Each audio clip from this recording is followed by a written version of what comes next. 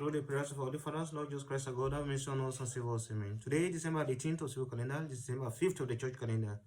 We commemorate today our Holy Father, Sava the Sanctified. The unknown village of Motalaska in the province of Cappadocia became famous through this great light of the Orthodox Church.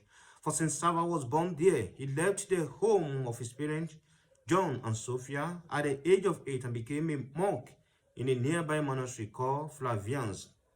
After 10 years, he moved to the monasteries of Palestine, staying longest in the monastery of St. Ephithimus the Great.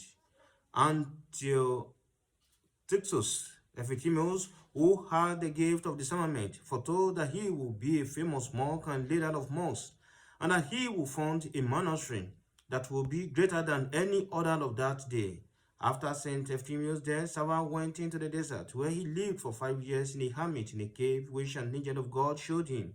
After that, when he had become a perfected monk, he began by divine providence to gather around him many the serious of the spiritual life. They very quickly grew in number, so that Sava had to build both a church and many cells. Some Armenians also came to him, and he set aside a cave for them. And they celebrated the service there in their own language. When his father died, his sage mother Sophia came to him, and he made her a nun and gave her a cell away from the monastery, where she lived in asceticism till her death. This holy father endured many attacks from those close to him, from heretics and from demons.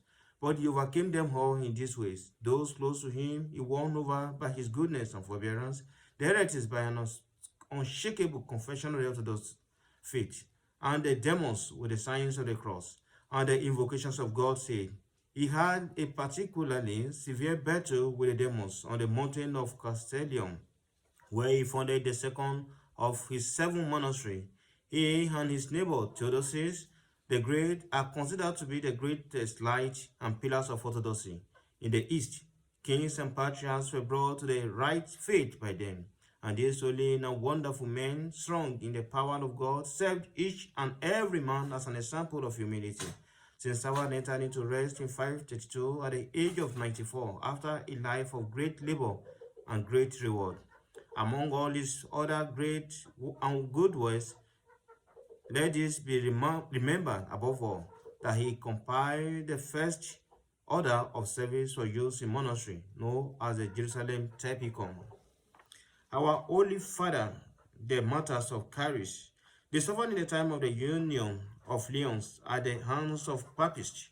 The union was the work of the Pope and Emperor Michael Pelagius in 1260. The photos of the Holy Mountain were sung, and the other were beheaded with the sword. For details of this, see October 10th. Our Holy Father Nectarius of Bitola, born in Bitola, he lived in asceticism in the monastery of the holy physician Cosmas and Damian, together with his father, who was also a monk.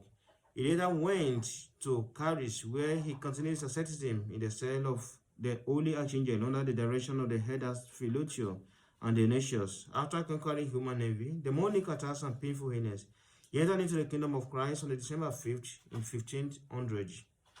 His incorrupt and fragrant relics are preserved in his cell. Our Holy Father Cardion and Zachariah, father and son, they were great Egyptian ascetics. Cardion left his wife and their 2 children and went off to become a monk. The young Zachariah was taken into the monastery as a child, and he ascribed in asceticism both his father and many other notable ascetics. When they asked Zachariah, who is truly is a monk, he replied, he who constantly exercises himself in the fulfilling of God's commandment. For consideration, a man may be great in some skills as a statesman or a military leader, but no one among men is greater than the man great in faith, hope, and love. The greatness of the faith and hope in God held by St. Sava, the sanctified, is best shown by the following incident. One day, the monastery treasurer came to Sava and said he would not be able to sound the psalmantron the following Saturday and Sunday to summon the brethren for the common service and meal, because there was not a trace of flour in the monastery, nor anything at all to drink. For the same reason, Even the divine liturgy was impossible. The saint replied without hesitation, I shall not cancel the liturgy because of lack of light. He who commanded us not to be concerned for bodily things is faithful to his word and is able to sustain us in time of hunger. And he placed all his trust in God in this extremity. He was prepared to send some of the church vessels and vestment to be sold in the city, so that the divine service might not be forgone, nor the brothers a customary remain. But before Saturday dawn, some men, moved by divine providence, brought 30 mules laden with wheat, wine, and oil to the monastery. What do you say now, my brother? Sava asked the treasurer. Shall we not strike the Samentron and gather the fathers? The treasurer was ashamed of his lack of faith and begged the abbot's forgiveness. Sava biographer called him severe with demons, but made with men. Some monks rebelled against Saint Sava and went driving him from the monastery by order to Patriarch Elias. They built themselves huts on the bed of Tekoa river and lived there in their straits, widow the bare necessities of life. Hearing that they were starving, Saint Sava loaded mules with flour and took them to themselves. Seeing that they had no church, he built them one. At first, the monks received him with hatred, but afterward they returned his love with love and repented of their former evil towards him. Samantron, a long piece of wood shaped for resonance, which he struck rapidly with a mallet.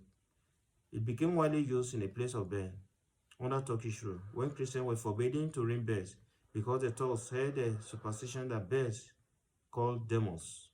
Thank you for listening. I pray that the good Lord will bless you. Amen. In the name of the Father, and the Son, and the Holy Spirit, I want to God. Amen.